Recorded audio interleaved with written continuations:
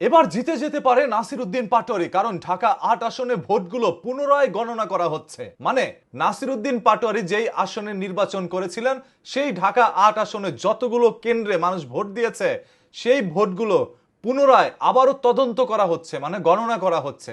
এবার গণনায় হয়তোবা বেরিয়ে আসবে আসল ফলাফল।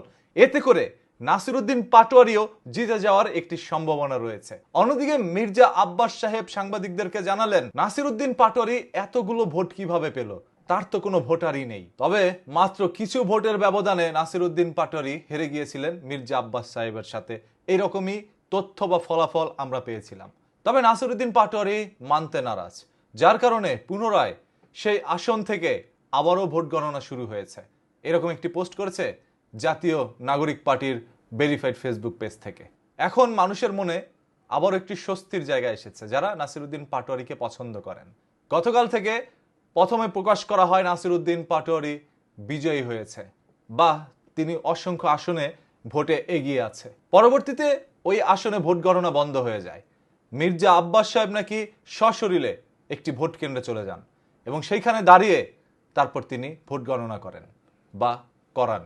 এরকম তথ্য আমরা গতকাল পেয়েছিলাম, যার কারণে এই ঢাকা ৮ আসন নিয়ে মানুষের মনের মধ্যে রয়েছে এক গভীর চিন্তার ভাঁজ।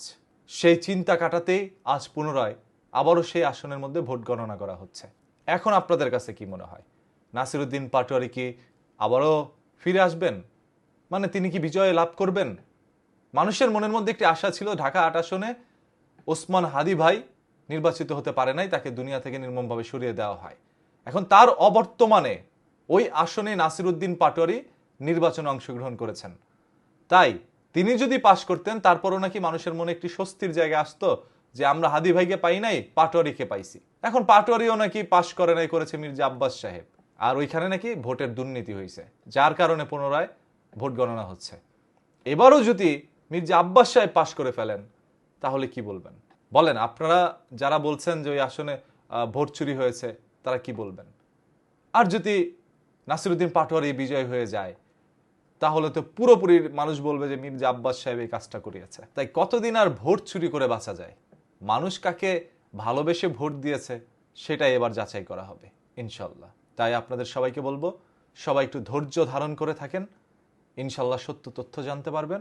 অন্যদিকে ঢাকা ১৩ আসনে মামুনুল হক সাহেব, তিনিও পুনরায় ভোট গণনার জন্য আবেদন করেছেন।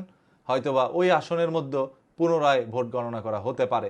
এর পরবর্তীতে ওইটাও জানতে পারবেন যে ববি হাজ্জাদ ভাই পাশ করেছেন নাকি মামুনুল সাহেব পাশ করেছেন, সেই তথ্য আপনারা সবাই জেনে যাবেন। আমরা চাই একটি সুষ্ঠু রেজাল্ট মানুষের সামনে উন্মোচন হোক, এবং সেই হোক এদেশের সরকার বা ক্ষমতাশালী দল।